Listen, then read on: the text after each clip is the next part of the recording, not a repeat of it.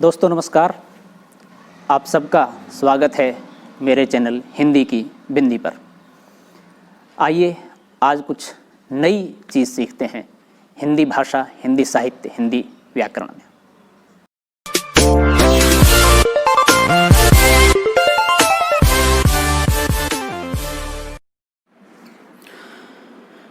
विद्यार्थियों, आज की वीडियो हम बना रहे हैं रीतिकाल का इतिहास पार्ट 3। इससे पूर्व हम हिंदी साहित्य के इतिहास में रीतिकाल के इतिहास को लेकर के 2 वीडियो पहले बना चुके हैं और एक वीडियो हम रीतिकाल के संक्षिप्त इतिहास को लेकर बना चुके हैं। हिंदी साहित्य का इतिहास एक बड़ा इतिहास है, तो बहुत कम समय में उसको व्याख्यायित करना, विश्लेषित करना संभव नहीं है और मुख्य मुख्य बिंदुओं को लेकर के जैसा कि हमने बताया एक संक्षिप्त वीडियो बना चुके हैं। जिस विद्यार्थी को संक्षिप्त से तैयारी करनी है वो कर सकते हैं, परंतु पूर्ण रूप से और बेहतर तरीके से, सिलसिलेवार तरीके से यदि रीतिकाल को समझना है तो वो रीतिकाल की जितनी भी 10-12 वीडियो बने उन सभी को क्रमशः देखे, तभी बेहतर तरीके से समझ पाएगा। तो हम शुरू करते हैं आज की वीडियो। मंडन ये जैतपुर बुंदेलखंड के रहने वाले थे और संवत 1916 में राजा मंगत सिंह के दरबार में वर्तमान थे। इनके फुटकल, कवित, सवैये बहुत सुने जाते हैं, पर कोई ग्रंथ अब तक प्रकाशित नहीं हुआ है। पुस्तकों की खोज में इनके 5 ग्रंथों का पता लगता है: रस रत्नावली, रस विलास, जनक पचीसी, जानकी जू को ब्याह और नैन पचासा। प्रथम 2 ग्रंथ रस निरूपण पर हैं। यह उनके नामों से ही प्रकट होता है, अर्थात ये 2 ग्रंथ जो हैं वो रस के ऊपर लक्षण ग्रंथ के रूप में लिखे गए और दूसरा एक तरह से कविता के रूप में लिखे गए ग्रंथ हैं। संग्रह ग्रंथों में इनके कवित सवैये बराबर मिलते हैं। जेई जेई सुखद दुखद अब तेई तेई कवि मंडन बिछुरत जदुपति, ये पद भी इनका मिलता है। इससे जान पड़ता है कि कुछ पद भी इन्होंने रचे थे। जो पद इनके मिलते हैं उनसे ये बड़ी सरस कल्पना के भावुक कवि जान पड़ते हैं। भाषा इनकी बड़ी स्वाभाविक, चलती और व्यंजनापूर्ण होती थी। उसमें और कवियों का रसा शब्द भंडार नहीं दिखाई पड़ता। ये सवैया देखिए इनके द्वारा लिखा हुआ: अली हों तो गई जमुना जल को, सो कहा कहो वीर विपत्ति परी, गहराय के कारी घटा उनई, इतनेई में गागर इसी से धरी। रपट्यो पग घाट चढ़ो न गयो, कवि मंडन हवे के बिहाल गिरी, चिर जिहूं नंद के 12 अरी, गही बहाँ गरीब ने ठाड़ी करी। तो इस तरह से मंडन के कविता, उनके ग्रंथों के बारे में हमने जाना। अब हम बात करते हैं मतीराम। मतीराम रीतिकाल के बहुत ही प्रसिद्ध और प्रमुख कवियों में से गिने जाते हैं। वो काफ़ी चर्चित कवि रहे हैं। ये रीतिकाल के मुख्य कवियों में और चिंतामणि तथा भूषण के भाई परंपरा में प्रसिद्ध हैं, अर्थात ये भूषण और चिंतामणि के भाई। हालांकि कुछ कवि या कुछ आलोचक इस बात को स्वीकार नहीं करते कि ये मतीराम चिंतामणि और भूषण के भाई हैं, लेकिन कोई प्रसिद्ध तथ्य अभी तक नहीं मिला है जिसको ये नकार सकें। ये तिकवापुर जिला कानपुर में संवत 1674 के लगभग उत्पन्न हुए थे और बहुत दिनों बाद जीवित रहे।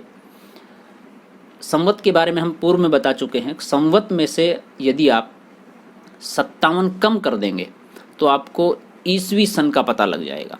संवत आगे चलता है, ईसवी सन पहले चलता है।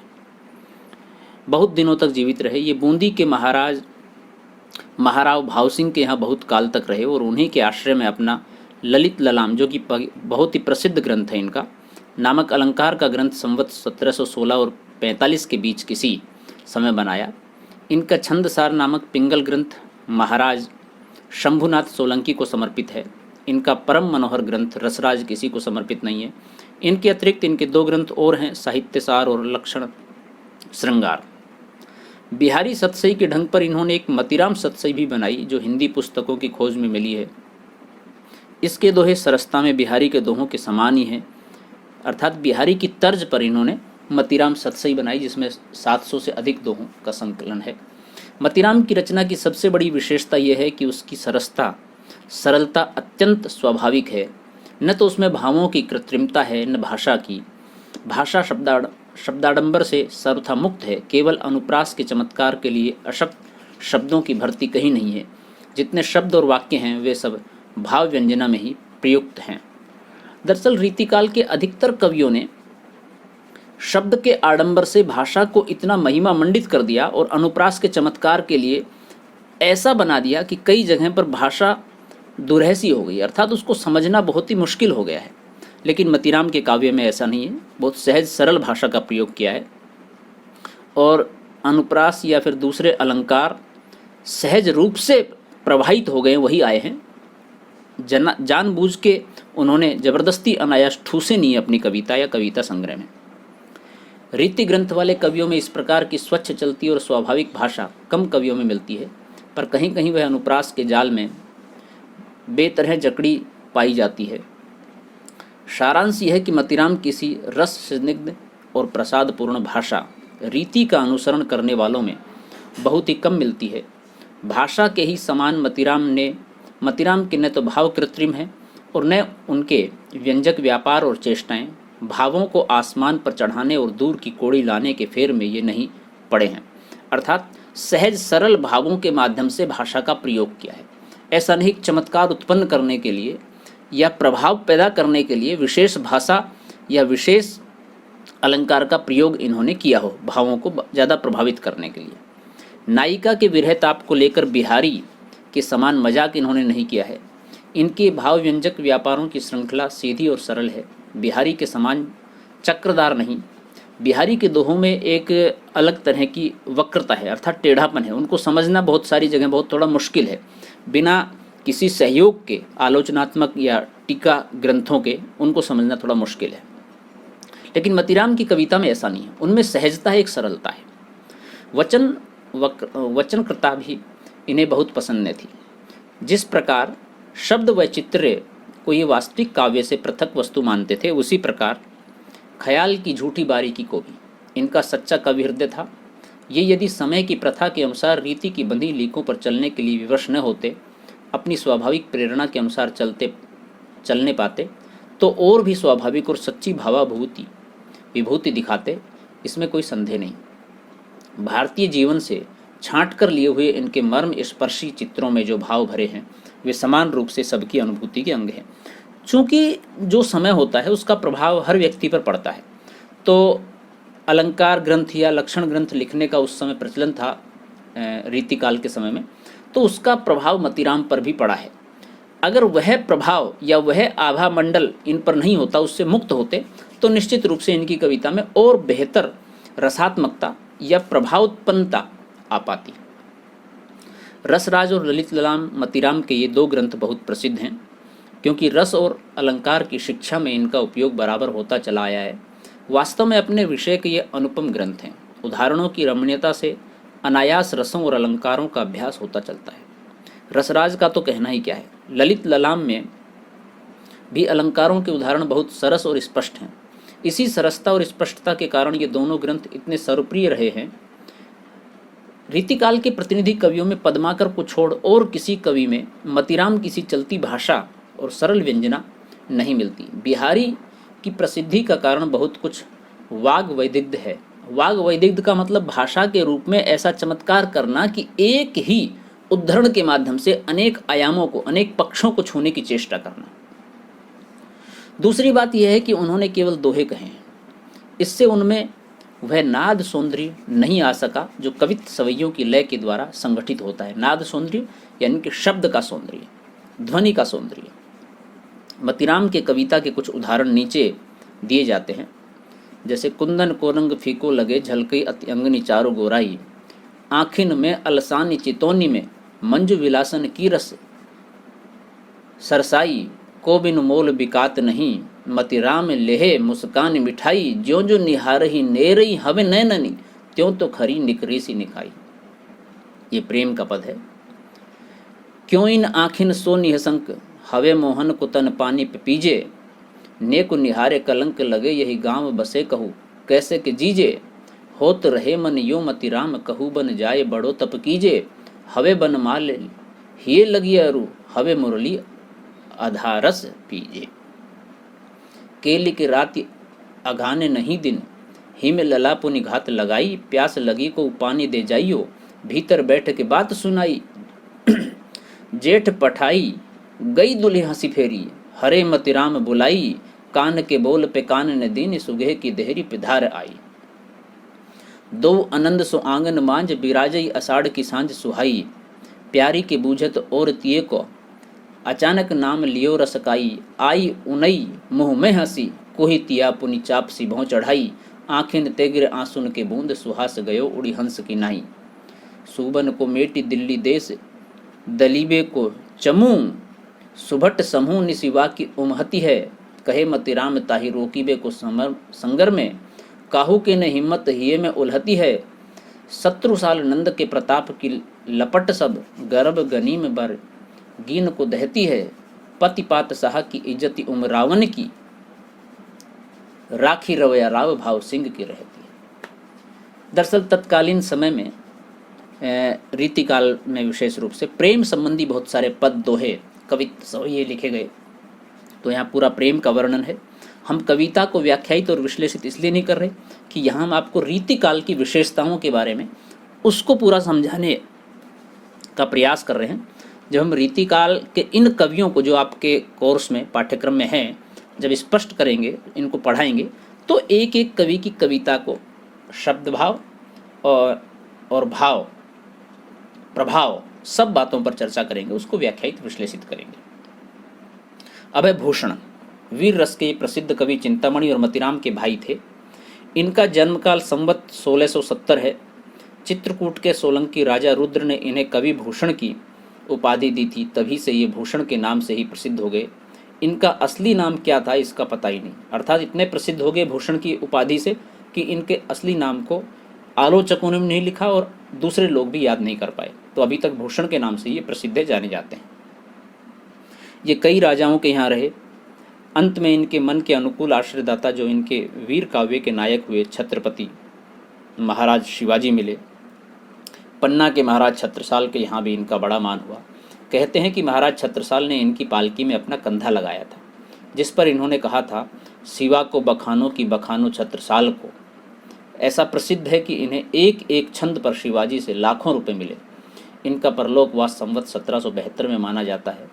दरअसल उस समय कवियों को कविताओं के ऊपर जो पारितोषिक मिलता था वो आज की तरह नहीं है, अर्थात वो वास्तव में जो राजा थे, जो शासक थे, वो कविता के पारखी थे।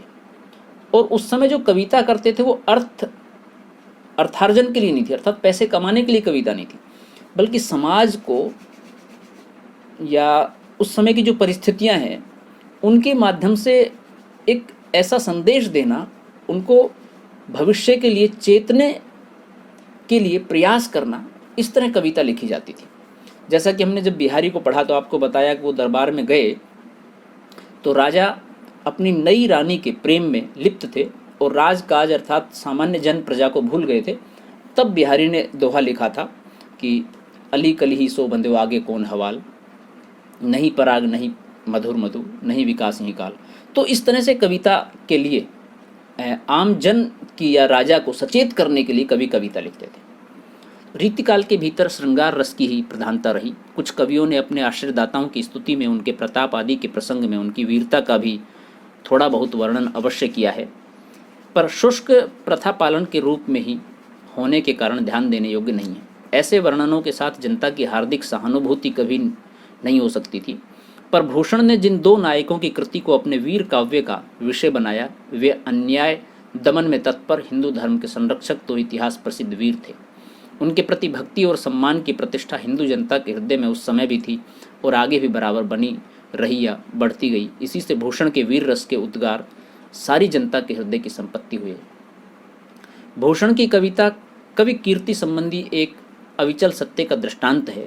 जिसकी रचना को जनता का हृदय स्वीकार करेगा, उस कवि की कीर्ति तब तक बराबर बनी रहेगी जब तक स्वीकृति बनी रहेगी। क्या संस्कृत साहित्य में, क्या हिंदी साहित्य में सहस्त्रों कवियों ने अपने आश्रयदाता राजाओं की प्रशंसा में ग्रंथ रचे जिनका आज तक पता नहीं है। पुरानी वस्तु खोजने वालों को ही कभी कभी किसी राजा के पुस्तकालय में, कहीं किसी घर के कोने में उनमें से दो चार इधर उधर मिल जाती हैं। जिस भोज ने दान दे देकर अपनी इतनी तारीफ कराई, उसके चरित काव्य भी कवियों ने लिखे होंगे, पर उन्हें आज कौन जानता है। शिवाजी और छत्रसाल की वीरता के वर्णनों को कोई कवियों की झूठी खुशामद नहीं कह सकता। वे आश्रयदाताओं की प्रशंसा की प्रथा के अनुसरण मात्र नहीं है। इन दो वीरों का जिस उत्साह के साथ सारी हिंदू जनता स्मरण करती है, भारतीय जनमानस में, हिंदू संस्कृति में, इतिहास में जिस तरह से इन दो राजाओं ने, छत्रसाल ने, शिवाजी ने, आम जनता के लिए, विशेष रूप से हिंदू धर्म के लोगों के लिए मुगल शासक के खिलाफ जो लड़ाइयाँ लड़ी और हिंदू धर्म या भारतीय जनता के लिए जो हितकर कार्य किए, उनको विशेष रूप से बड़ा उद्घाटित किया है और प्रमुख योगदान रहा इन दोनों राजाओं का। तो भूषण ने इन दोनों राजाओं को अपने यहाँ, जिनके यहाँ ये आश्रय के रूप में रहे, इनकी प्रशंसा में ग्रंथ लिखे हैं। और सही मायने में रीतिकाल के एक प्रथम कवि हैं भूषण, जिन्होंने वीर रस की कविताएं लिखी। अर्थात उस समय में ज़्यादातर श्रृंगार की, प्रेम की, रीति की कविताएं लिखी जा रही थी। वीर रस की कविताओं का एक तरह से अभाव था। इन दो वीरों का जिस उत्साह के साथ सारी हिंदू जनता स्मरण करती है, उसी की व्यंजना भूषण ने की है। वे हिंदू जाति के प्रतिनिधि कवि हैं। जैसा कि आरंभ में कहा गया है, शिवाजी के दरबार में पहुंचने के पहले वे और राजाओं के पास भी रहे। उनके प्रताप आदि की प्रशंसा भी उन्हें अवश्य ही करनी पड़ी होगी, पर वह झूठी थी, इसी से टिक न सकी। पीछे भूषण को अपनी उन रचनाओं से विरक्ति हुई होगी। इनके शिवराज भूषण, शिवा वावनी और छत्रसाल दशक ये ग्रंथ ही मिलते हैं। इनके अतिरिक्त 3 ग्रंथ और कहे जाते हैं, भूषण उल्लास, दूषण उल्लास और भूषण हजारा। अर्थात कुल मिलाकर इनके 6 ये ग्रंथ हैं, जिसमें 3 तो प्रामाणिक रूप से हैं, 3 थोड़ा सा संदिग्ध है। जो कविताएं इतनी प्रसिद्ध हैं, उनके संबंध में यहाँ यह कहना है कि वे कितनी ओजस्विनी और वीर दर्पपूर्ण हैं, हाँ, पृष्ठ पेषण मात्र होंगी। यहाँ इतना ही कहना आवश्यक है कि भूषण वीर रस के ही कवि थे। इधर इनके 2-4 कवित्व श्रृंगार के भी मिले हैं, पर वे गिनती के योग्य नहीं हैं। दरअसल कोई कवि जब कविता लिखता है, तो कोई ग्रंथ जब लिखता है, तो या महाकाव्य लिखता है, खंड काव्य लिखता है, तो वो एक रस का हो सकता है, परंतु उसके मन में तो भाव कई तरह के उत्पन्न होते हैं। वह प्रेम की कविताएं लिखता है, वह करुणा की कविताएं भी लिखता है, वह हास्य कविताएं भी लिखता है, वह वीर की कविताएं भी लिखता है। तो कहने का तात्पर्य है कि यूं छुटपुट श्रृंगार की और प्रेम की कविताएं हैं, लेकिन मूल बड़े ग्रंथों के रूप में वीर रस की कविताएं हैं। रीतिकाल के कवि होने के कारण भूषण ने अपना प्रधान ग्रंथ शिवराज भूषण अलंकार के ग्रंथ के रूप में बनाया, पर रीति ग्रंथ की दृष्टि से अलंकार निरूपण के विचार से यह उत्तम ग्रंथ नहीं कहा जा सकता। लक्षणों की भाषा भी स्पष्ट नहीं है और उदाहरण भी कई स्थलों पर ठीक नहीं है। भूषण की भाषा में ओज की मात्रा तो पूरी है, पर वह अधिकतर अव्यवस्थित है। व्याकरण का उल्लंघन प्राय है और वाक्य रचना भी कहीं कहीं गड़बड़ है। इसके अतिरिक्त शब्दों के रूप भी बहुत बिगाड़े गए हैं और कहीं कहीं बिल्कुल गढ़ंत के शब्द रखे गए हैं। पर जो कवित्व इन दोनों से मुक्त हैं, वे बड़े ही सशक्त और प्रभावशाली हैं। कुछ उदाहरण नीचे दिए जाते हैं। इंद्र जिमी जंभ पर, बाढ़व सुअंब पर, रावण सदम्ब पर, रघुकुल राज है, पौन वारी वाह पर, शंभुरति नाह पर, ज्यों सहस्त्र बाहु पर, राम द्विज राज है। दावा द्रुम दंड पर, चीता मृग झुंड पर, भूषण वितुंड पर, जैसे मृग राज हैं। तेज तम अंश पर, कान्ह जिमी कंस पर, त्यो मलेच्छ वंश पर, सेव शिवराज है।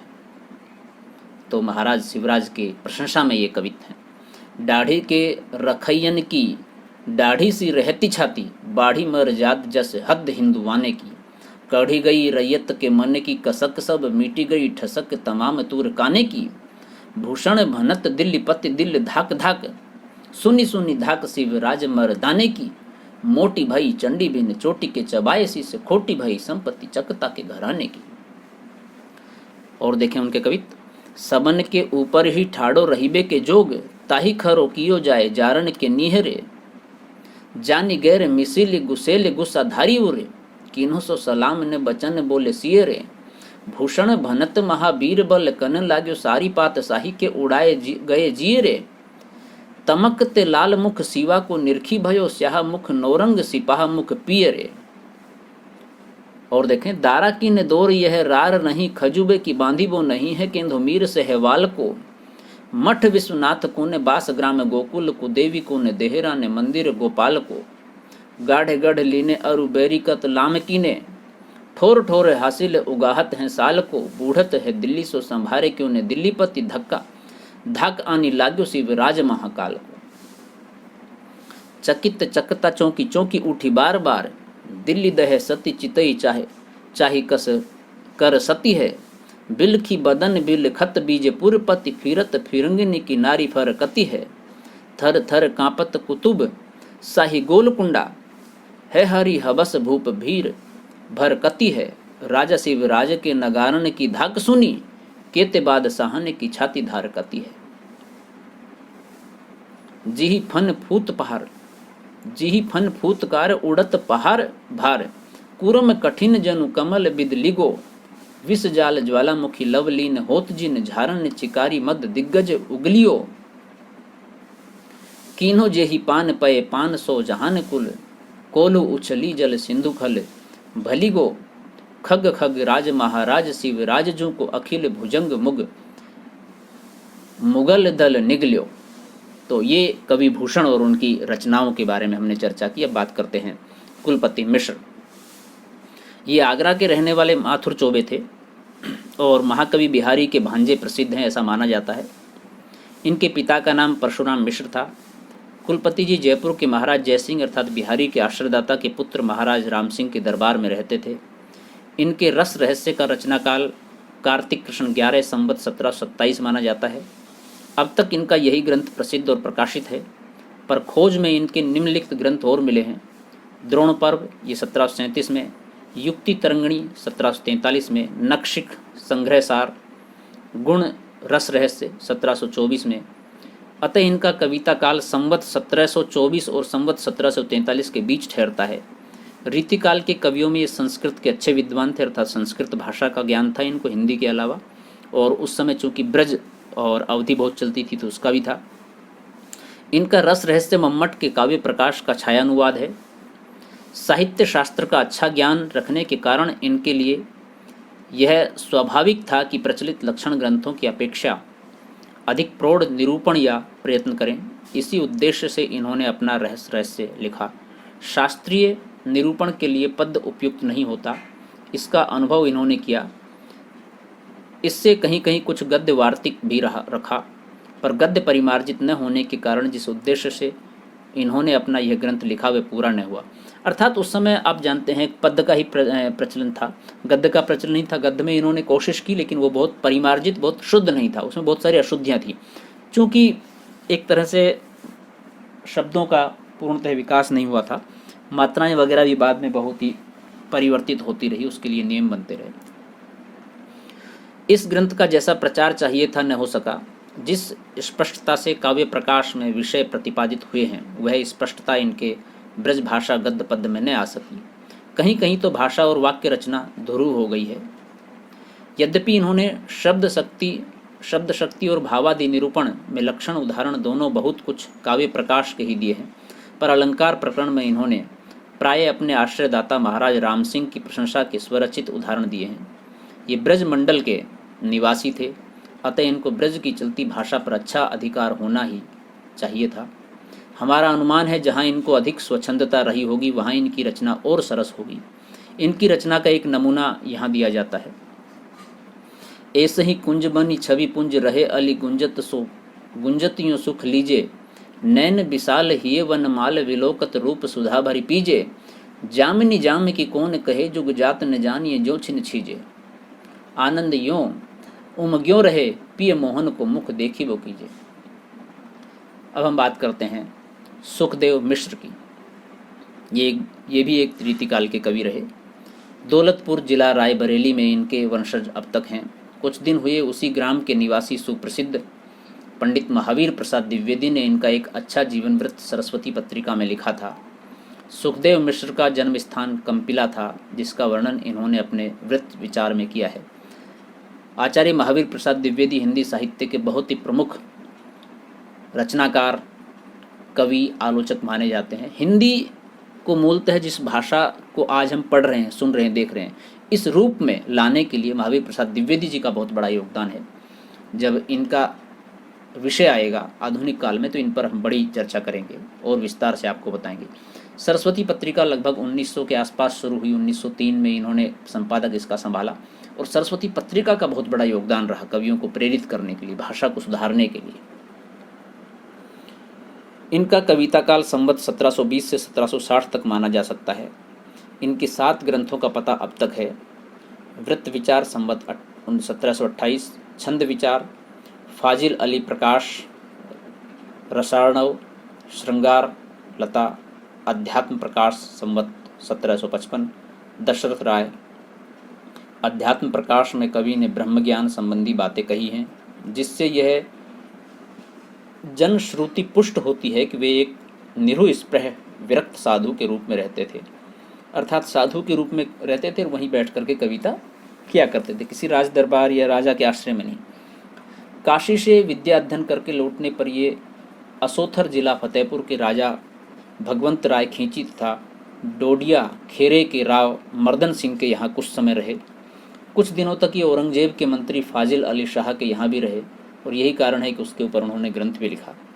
अंत में मुरार मऊ के राजा देवी सिंह के यहाँ गए, जिनके बहुत आग्रह पर ये सकुटुंब दौलतपुर में जा बसे परिवार सहित। राजा राज सिंह गौड़ ने इन्हें कविराज की उपाधि दी थी।